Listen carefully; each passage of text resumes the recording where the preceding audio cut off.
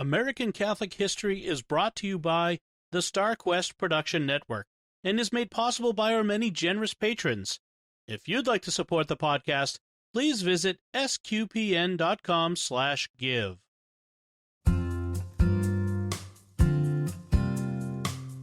Hello, and welcome to American Catholic History. If you like our podcast, be sure to rate us and give us a review wherever you get your podcasts. I'm Noëlle Crowe. And I'm Tom Crowe. Today we're talking about the Italian-German-Spanish Jesuit, Eusebio Kino, the polymath who brought modern farming and cattle ranching to the American Southwest, and is known as the Apostle to the Pimeria Alta. He's an intriguing figure because of how accomplished and capable he was, and how little anyone thinks of him these days. Right. He has quite a legacy in the Southwest and is on the path to sainthood. Right.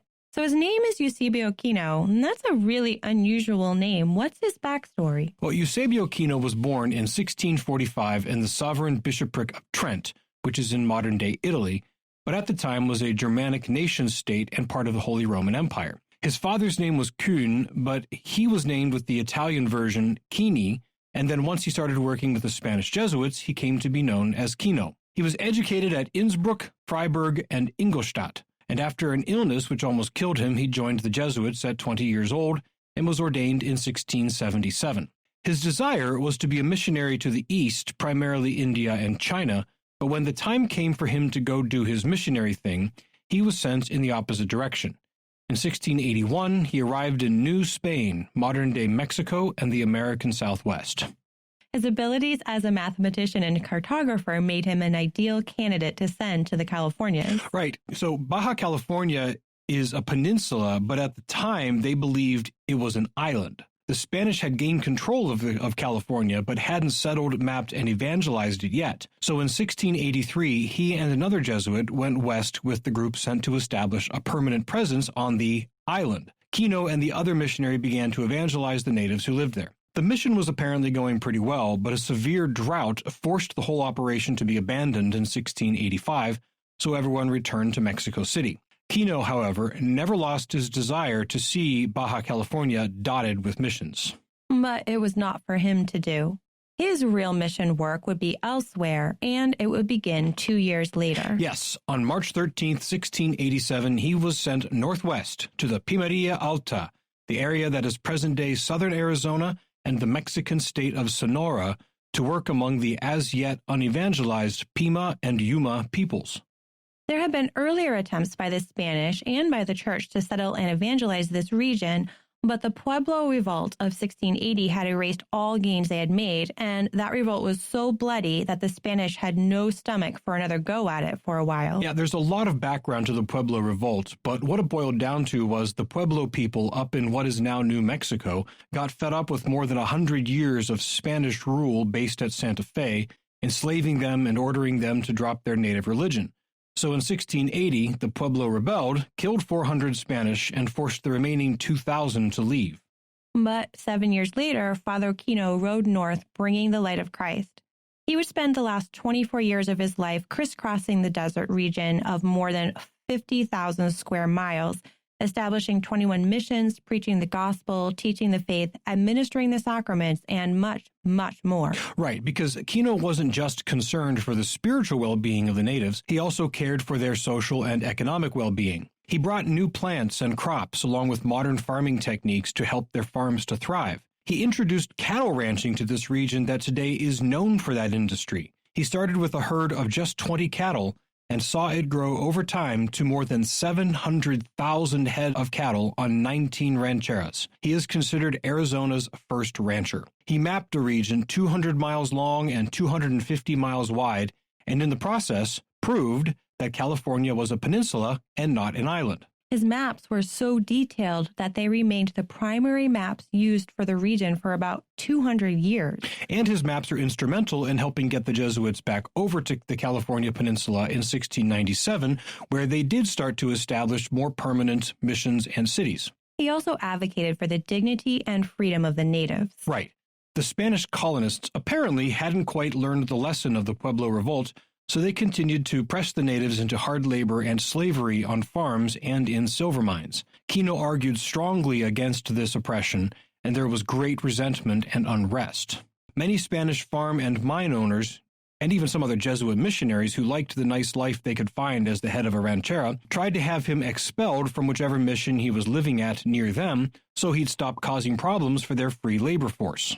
His place as advocate for the oppressed natives came to the forefront in 1695 when a Jesuit missionary was murdered by some disgruntled Pimas. Right. The Spanish authorities sent cavalry north and even reinstated a particular officer who had been relieved of duty for being especially cruel. Kino couldn't stop the initial onslaught, but he did intervene to lessen its severity, and as soon as the worst was past, he went to Mexico City and went before the viceroy to plead the Pima case. He argued eloquently in their defense, enumerating the indignities and offenses they had endured at the hands of the Spanish colonists. The viceroy was moved, and all further punitive measures against the Pima were ceased. But Kino was not able to return to his missions right away. It seemed that enemies among his confreres had written to the local superior in Mexico City with complaints about Kino, so Kino was ordered to stay in Mexico City for a time. That only lasted until a letter arrived from the Superior General of the Jesuit Order. This letter took into consideration the two major complaints about Kino and found them both wanting. Yes, first they claimed that he was too superficial in his work. They said that he was too eager to baptize new Christians without making sure they were sufficiently schooled in the faith and knowledgeable of their duties as Christians. Along with this, he would go too quickly from one task to another, one project to another, without making sure the current one was well established. The Superior General remarked that something like that could have been said of St. Francis Xavier, who was so eager for the mission work he couldn't stop baptizing and doing new things. The Superior General said of Father Kino and St. Francis Xavier, quote, "We must admit that saints use quite a different yardstick from the one applied with such caution by ordinary mortals. For them, the might of God has no limits." Superior General was comparing Kino to the great St. Francis Xavier. That's a high praise. Right. And further, the Superior General noted, if this really were a problem, he had no doubt that if Father Kino were ordered by a superior to be more diligent and conscientious in his work, he would do so. The second complaint charged Kino with being too severe with his fellow workers. The Superior General dismissed this complaint out of hand, noting that in the correspondence he had received, he had never heard a bad word about Kino, and that Kino himself would write with extreme deference and respect for his fellow workers. The Superior General then ordered the local Jesuit superior to reinstate Kino in the mission to the Pima and Yuma. This he did. Father Kino returned to the Pimeria Alta and continued building missions. In 1700, he founded the northernmost of his missions near the village of Bac, 10 miles south of present-day downtown Tucson, Arizona. The parish of the Mission of St. Xavier del Bac is still in operation today, though the present church was built in the 1780s and 90s after the original one was destroyed in a 1770 raid by Apache.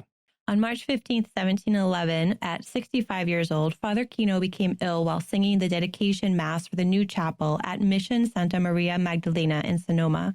He died later that evening. Of his death was written, quote, "He died as he had lived, with extreme humility and poverty. In token of this, during his last illness, he did not undress. His deathbed, as his bed had always been, consisted of 2 calf skins for a mattress, 2 blankets such as the Indians use for covers, and a pack saddle for a pillow." Father Kino was buried at Magdalena, and in spite of his sanctity and his incredible contributions to life in that desert region and evangelizing the natives, his memory largely disappeared by the end of the 18th century. It wasn't until the middle of the 20th century that interest in Eusebio Kino resurrected. First, Herbert Eugene Bolton, a noted historian who specialized in the history of the U.S.-Mexico borderlands, wrote a biography of Kino called The Rim of Christendom. Though Bolton was not Catholic, as a historian he could not overlook the contributions of Kino, and his title, The Rim of Christendom, indicates how Kino went to the furthest western edge of Christendom and expanded it west and north. Bolton's book undoubtedly contributed to a renewed interest among local officials all over the region and among Jesuits. In 1965, archaeological digs began in Magdalena to locate his remains, and when they were found, a shrine was built over them. Also in 1965, the state of Arizona included a statue of Eusebio Kino as one of their 2 statues in Statuary Hall of the U.S. Capitol. In 1966, the city founded at Mission Santa Maria Magdalena changed its name to Magdalena de Kino. And since then, city streets, schools, other civic buildings, and even natural features and geographic locations have been named in his honor. In 1987, the 300th anniversary of Eusebio Kino going to the Pimeria Alta, both the Mexican state of Sonora and the U.S. state of Arizona organized large-scale commemorations, with a group of Tucson, Arizona citizens commissioning 3 statues for 3 centuries, 3 large equestrian statues, one for Tucson, one for Magdalena, and one for his hometown of Segno, Italy. In 1967, the Diocese of Hermosillo, Sonora, began the process for canonization for the apostle to Pimeria Alta. In 2006, all documentation in support of his beatification was submitted to Rome. Father Eusebio Kino is now known as a servant of God. You've been listening to American Catholic History on the StarQuest Production Network. If you've been enjoying our podcast, please help us out by giving us a 5-star rating and a good review, and support the work of SQPN. Your support at sqpn.com/give helps make sure American Catholic History and all of the StarQuest podcasts remain available. To learn more about Eusebio Francisco Kino, to find previous episodes, and to send feedback, please visit sqpn.com/history. You can email us at history@sqpn.com or find us on social media at facebook.com/American Catholic History, or follow StarQuest on Twitter at SQPN. I'm Noëlle Crowe. And I'm Tom Crowe. Thank you once again for joining us on American Catholic History on StarQuest.